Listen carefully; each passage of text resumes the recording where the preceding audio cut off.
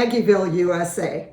I'm Maggie. I'm your host in my kitchen. Today I'm going to show you how I make my homemade pizza. Easy peasy, the Maggie way. We're so happy that you could join us today. And we're diving right in because I'm hungry. Okay, the ingredients that we're using today. 1 pound of ground breakfast sausage, cooked and crumbled. We're using a 1/2 cup of chopped red onions and chopped bell peppers. And then we're using about a 1/2 cup, which is 3 or 4 pieces of Canadian bacon. We're using a 1/2 cup of my homemade bacon bits. And if you didn't see that video, it's season 2, episode 3. Be sure to watch it. My bacon bits will beat anybody's bacon bits. They're delicious. And of course our cheeses and our sauce and sliced cherry tomatoes. Let's start with the base, the crust. It's only my husband and myself now. And so I'd like to make individual sizes. And to do that, I love these Stonefire flatbreads. Those work really well for individual sizes. And the bread itself is very tasty. They also have something that's called rounds that they advertise for making sandwiches with thinner bread. This particular one is caramelized onion, and my husband loves this one. So those are great for individual sizes. Today I'm going to show you how to make a full size, and I get my crust from Sam's. I like easy peasy. My mother was an awesome cook. Awesome. I didn't get that gene, so I try to do everything as easy as I can and as quickly as I can. My comfort zone is my studio. I'm a crafter at heart, not a cook. So when I'm in the kitchen, please make it easy, make it quick. All right, so the ingredients, again, we're starting out with a pound of breakfast sausage cooked and crumbled. Just a tip, keeping in mind I like to keep things easy.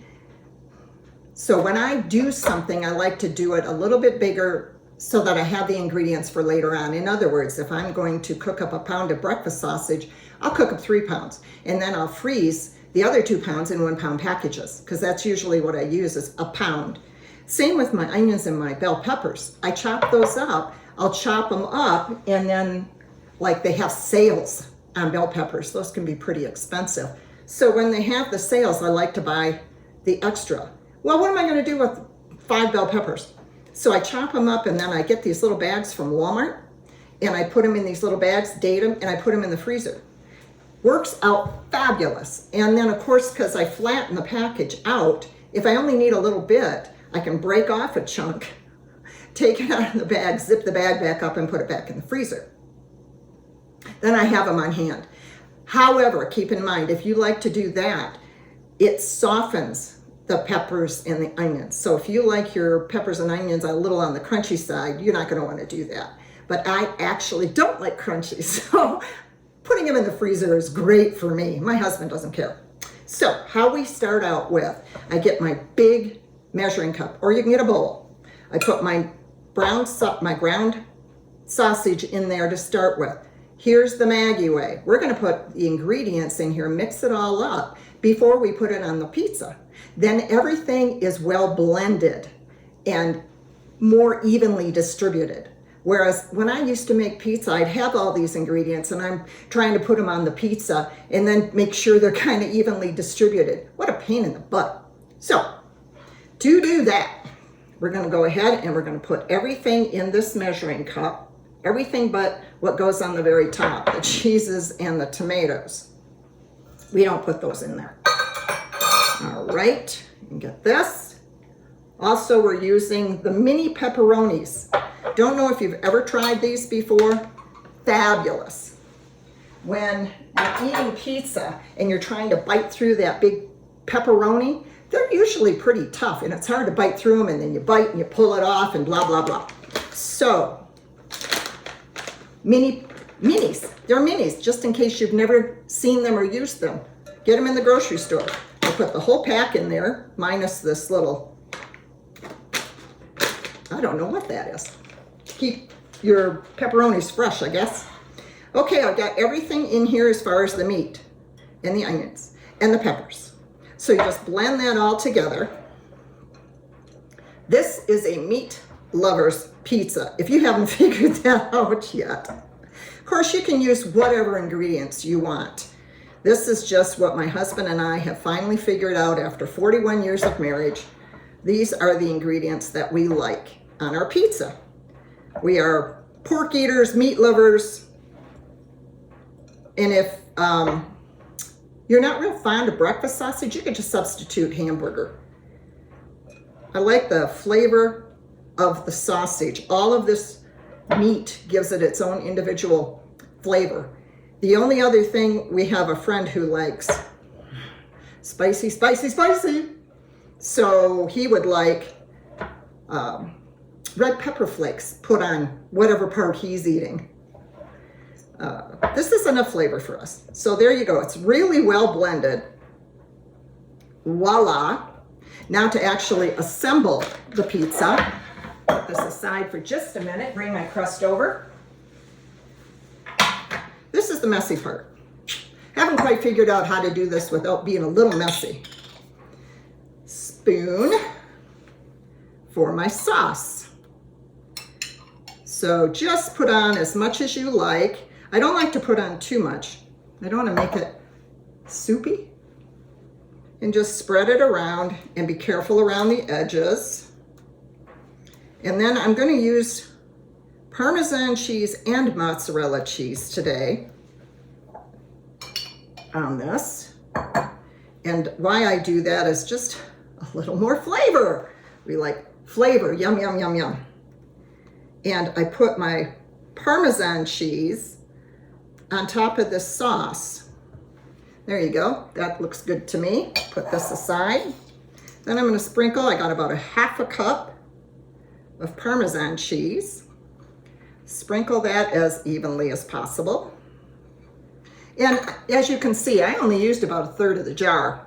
And you can freeze that too, the leftover.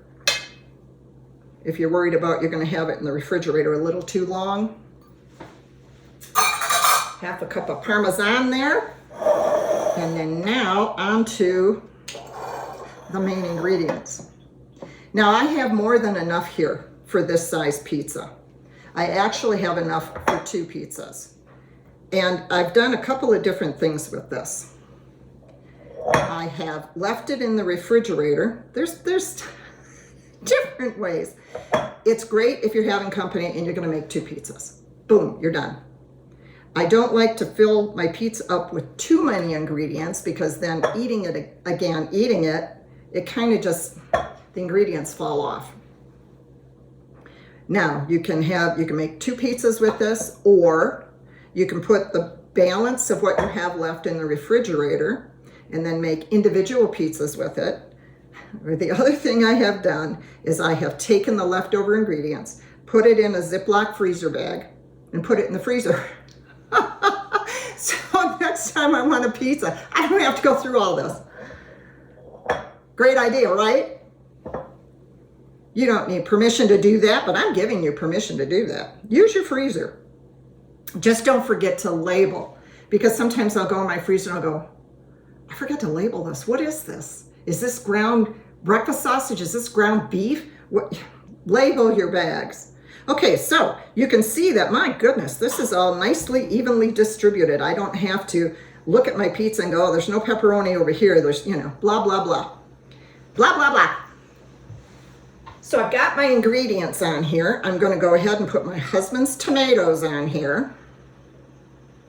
I don't know. He grew up in Detroit area, actually Pontiac, and there was a favorite pizza place he went to that used to put tomatoes.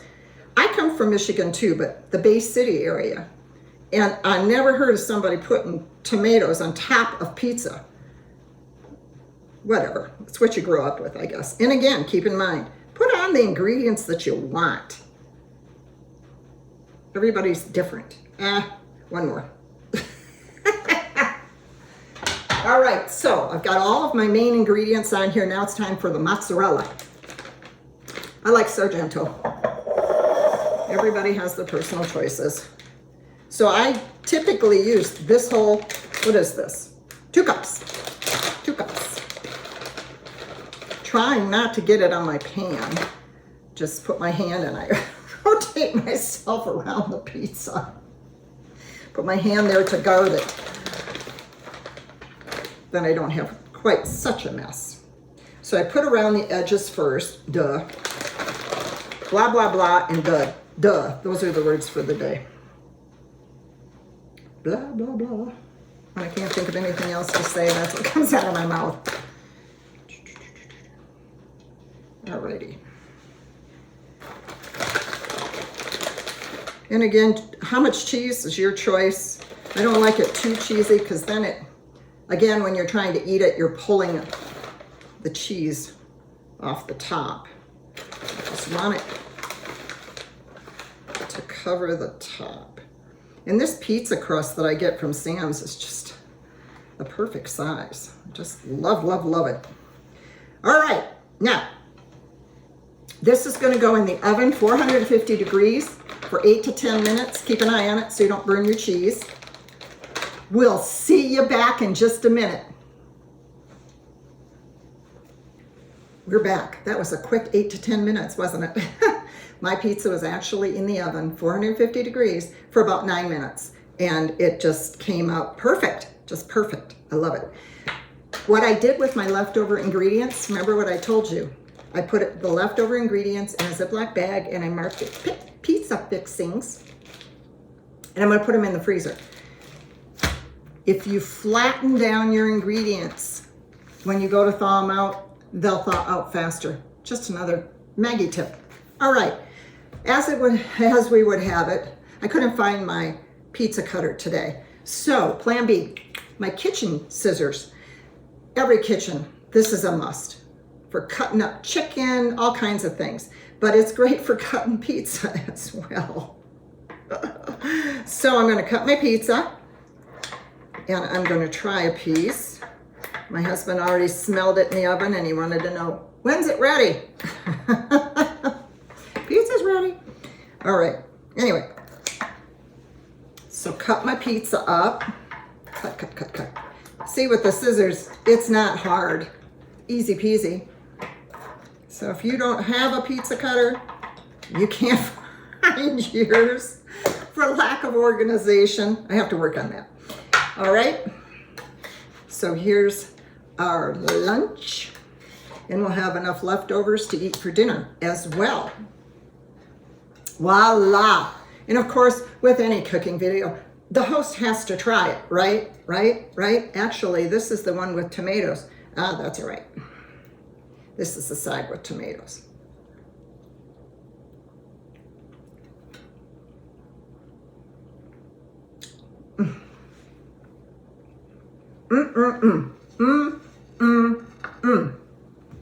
Delicious. Okay. Eating with my mouth full. How rude. So that does it for today. Thanks again for joining us. I look forward to seeing you in our next video. In the meantime, enjoy life and make your kitchen experience a little more enjoyable the Maggie way. Bye.